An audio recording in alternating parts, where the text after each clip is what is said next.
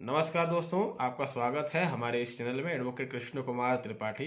दोस्तों, एफआईआर दर्ज करवाने से संबंधित आज का हमारा ये वीडियो है और इसमें हम आपको काफ़ी महत्वपूर्ण जानकारियाँ देंगे। लेकिन उसके पहले एक महत्वपूर्ण छोटी सी बात कहना चाहूँगा।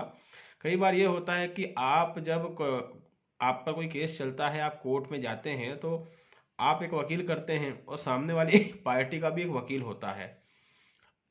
अक्सर ये होता है कि आपका वकील सामने वाली पार्टी के वकील से बातचीत करता रहता है, उसके साथ कहीं पर नाश्ता करने चले जाता है या फिर उसके साथ खड़े होकर सिगरेट पी रहा है या उससे हंसी मजाक कर रहा है। तो इसका मतलब ये नहीं होता कि वो उससे मिल गया है।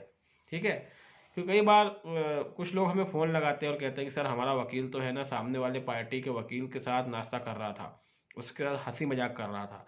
तो देखिए, कोर्ट के अंदर जितने वकील होते हैं ये सब आपस में दोस्त यार होते हैं। ठीक, वो कोर्ट के अंदर आपका केस लड़ते हैं क्योंकि उनका प्रोफेशन है, लेकिन आपके केस के चक्कर में वो आपस में झगड़ा नहीं करेंगे। क्योंकि अगर ऐसा हो जाएगा तो देश की हर अदालत में हजारों वकील हैं। एक एक जिला कोर्ट में, एक एक हाई कोर्ट में, सुप्रीम कोर्ट में जो वकीलों की संख्या है हर कोर्ट में 5,000 10,000 ऐसे हैं। तो अगर ऐसे हर हर वकील जो है किसी केस के चक्कर में सामने वाले वकील को अपना दुश्मन समझने लगेगा तो कोर्ट में महाभारत हो जाएगी। फिर तो कोर्ट में आए दिन विवाद होंगे। तो ऐसा नहीं है। ठीक, अगर कोई वकील आपका केस लड़ रहा है तो उसका मतलब ये नहीं है कि वो सामने वाले वकील से बात नहीं करेगा या उसके साथ बैठेगा नहीं या उससे हंसी मजाक नहीं करेगा। नहीं, ये आपस में दोस्त रहते हैं, लेकिन हाँ प्रोफेशन के प्रति ईमानदार रहते हैं। वो एक अलग चीज़ है, कोई वकील बेईमान निकल जाए वो एक अलग मैटर है। बाकी इन जनरली यही होता है कि ये आपस में बातचीत करते हैं। और कई तो फैमिली रिलेशन में भी होते हैं, कई लोग कई सगे भाई रहते हैं। कई बार ऐसा भी होता है कि दो सगे भाई दोनों वकील हैं और इत्तेफाक से दोनों के पास एक केस आ गया है जिसमें दोनों, एक व्यक्ति पक्ष का वकील हो जाता है और एक विपक्ष का वकील हो जाता है। ठीक है, तो ऐसे मामले भी होते हैं। तो इसमें हम अपना देड़ दिमाग लगाएं कि हमारा वकील उससे मिल गया है, मुझे अपना वकील चेंज कर देना चाहिए, ये मेरे ख्याल से सही नहीं है। ठीक है, वो कोर्ट कचहरी है, वहाँ जितने वकील सब आपस में दोस्त यार हैं। आपके केस के चक्कर में वो आपस में दुश्मन नहीं बनेंगे और ना ही आपका उद्देश्य उनको दुश्मन बनाना है। आपका उद्देश्य है कैसे तैसे आपका केस खत्म हो जाए। तो उम्मीद है कि मेरी ये बात आपकी समझ में आई होगी। अब हम आगे बढ़ते हैं दोस्तों। जैसे कि हम पुलिस थाने में कोई भी एफआईआर करवाने जाते हैं, किसी भी तरह की कोई क्रिमिनल केस है और आपके साथ कुछ कुछ घटित हो गया है, कोई घटना घट गई है, आप चाहते हैं कि एफआईआर हो जाए। पुलिस एफआईआर करती नहीं है। हमारे देश में ये बहुत बड़ी विडंबना है कि एफआईआर करवाना ही बहुत चुनौतीपूर्ण है, कैसा भी मैटर हो। तो आप जो हैं पुलिस के पास एफआईआर करवाने जाते हैं, पुलिस एफआईआर नहीं करती है। तो इसका मतलब एक प्रयास कर सकते हैं हम, और कई बार ये प्रयास बहुत सफल होता है। वो ये कि आपको पुलिस को परेशान करना पड़ेगा और पुलिस के खिलाफ आप कंटेम्प्ट ऑफ कोर्ट भी लगा सकते हैं। देखिए, ललिता कुमारी versus state of Uttar Pradesh, ये एक बहुत ही लैंडमार्क जजमेंट है। इसको आप आसानी से, आपको ये गूगल पे मिल जाएगा, आप डाउनलोड कर सकते हैं इसको। इस जजमेंट में सुप्रीम कोर्ट ने कुछ गाइडलाइन जारी करी थी एफआईआर को लेकर, जिसमें सुप्रीम कोर्ट का कहना था कि अगर कोई व्यक्ति एफआईआर की सूचना दे, सॉरी, किसी अपराध की सूचना पुलिस को देता है तो पुलिस जो है, अगर पुलिस को लगता है कि ये संज्ञेय अपराध है, दो तरह के अपराध होते हैं, संज्ञेय असंज्ञेय, इनको बोलते हैं cognizable, non cognizable. Cognizable offence वो होते हैं जो अजमानती होते हैं, जो यानी जिस पर की जमानत नहीं होती। और नॉन कॉग्निजेबल ऑफेंस वो होते हैं जो जमानती होते हैं और जिन पर बिना कोर्ट के डायरेक्शन के पुलिस किसी भी तरह की कार्रवाई नहीं करती। इस दो तरह के मामले होते हैं। कॉग्निजेबल मतलब गंभीर मामले, ठीक है, संज्ञेय मतलब गंभीर अपराध। तो अगर पुलिस वाले को लगता है कि संज्ञेय अपराध है तो पुलिस को उसी समय एफआईआर दर्ज करनी पड़ेगी। ये साफ साफ कहा गया है, मतलब एफआईआर दर्ज करना मैंडेटरी है, अनिवार्य है, कंपलसरी है। उदाहरण के लिए आप पुलिस के पास गए, आपने कहा मेरे घर में चोरी हो गई है, तो पुलिस की ड्यूटी है पुलिस तुरंत एफआईआर करे। अब आप में से कई लोग सोच रहे होंगे कि पुलिस पहले जांच करेगी, नहीं, जांच नहीं कर सकती। सुप्रीम कोर्ट ने इसीलिए तो ये डायरेक्शन दिया है। सुप्रीम कोर्ट का कहना है कि पुलिस पहले जांच नहीं कर सकती। सुप्रीम कोर्ट ने ऐसा इसलिए कहा क्योंकि पुलिस वाले एफआईआर करते नहीं हैं और जांच भी नहीं करते, और जब आप कोर्ट पहुंच जाते हैं तब पुलिस जो है एक फर्जी प्रतिवेदन या रिपोर्ट बनाकर कोर्ट को दे देती है जिसमें लिखा रहता है कि हमने जांच करी और हमें कोई सबूत नहीं मिला, इसलिए हमने एफआईआर दर्ज नहीं की क्योंकि मामला फर्जी पाया गया। इस तरीके से पुलिस अपना पल्ला झाड़ लेती है।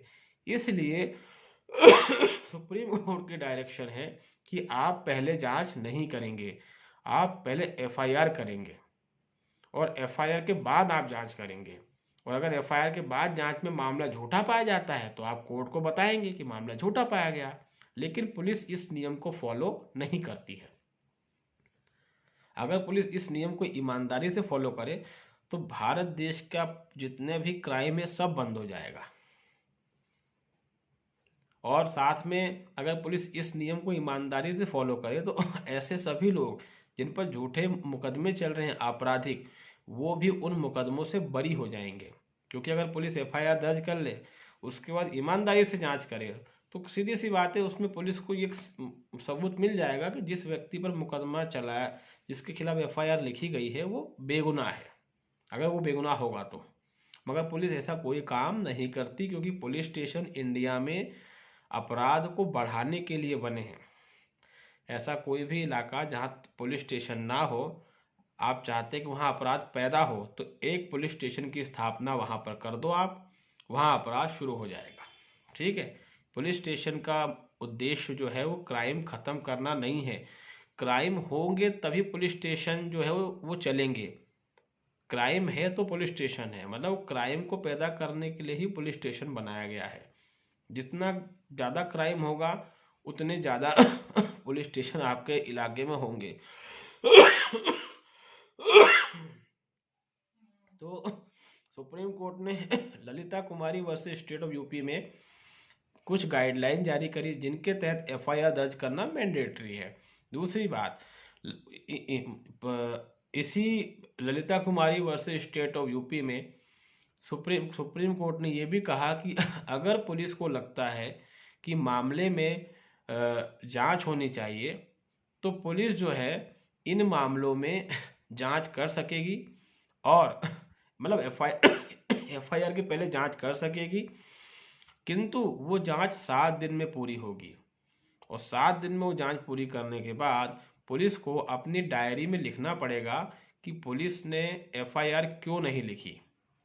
उसके कारणों को पुलिस को अपनी डायरी में लिखना पड़ेगा और उन कारणों की जानकारी, उसकी एक कॉपी एफआईआर की करवाने वाले व्यक्ति के घर भेजनी पड़ेगी, मतलब उस व्यक्ति के घर जिसने पुलिस से एफआईआर लिखने की रिक्वेस्ट करी थी। ये उस जजमेंट में लिखा हुआ है। पुलिस दोनों काम नहीं करती है, एक तो एफआईआर नहीं करती है, और अगर आप पुलिस को कोई एप्लीकेशन लिखित में दे के आ जाओ तो पुलिस महीनों महीनों उस पर कोई जांच भी नहीं करती है। ये पुलिस का चरित्र है। तो सीधी सी बात है ये दोस्तों कि पुलिस अगर ये काम कर रही है तो पुलिस सुप्रीम कोर्ट के जजमेंट्स का वायलेशन कर रही है, उल्लंघन कर रही है।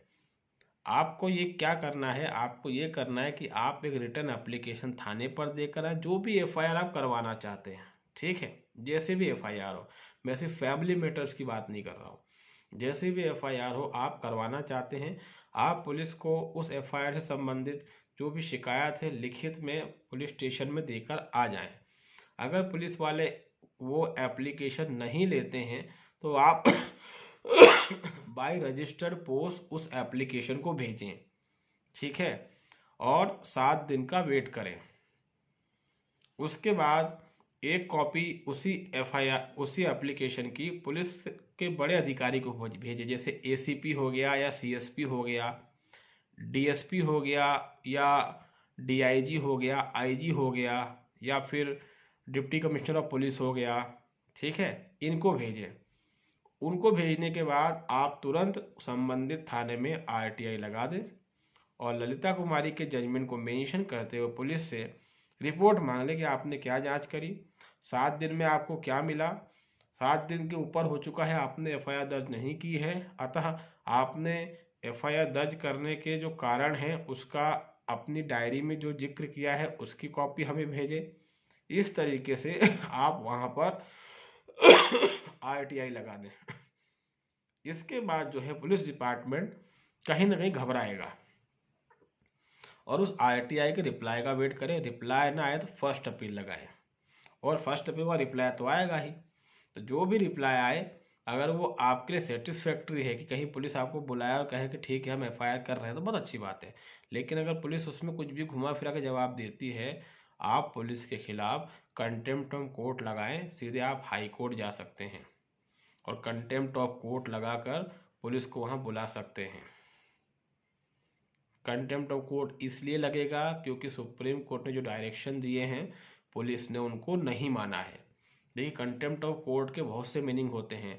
ऐसा कानून जो किताब में लिखा है पुलिस उसको नहीं मानती या कोई भी सरकारी डिपार्टमेंट उसको नहीं मानता, तो इसको कंटेम्प्ट ऑफ कोर्ट कहा जाता है।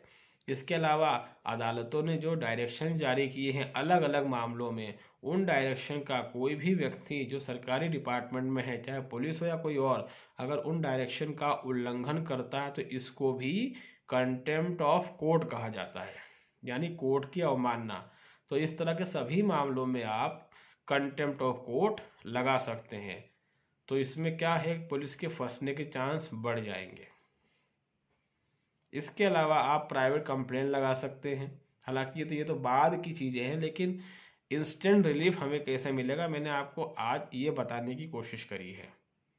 क्योंकि जो जजमेंट सुप्रीम कोर्ट ने ललिता कुमारी बनाम उत्तर प्रदेश राज्य में दिया उसमें सभी डायरेक्शन लिखे हैं, पुलिस उसको फॉलो नहीं करती है तो आपको फिर पीछे पड़ना पड़ेगा।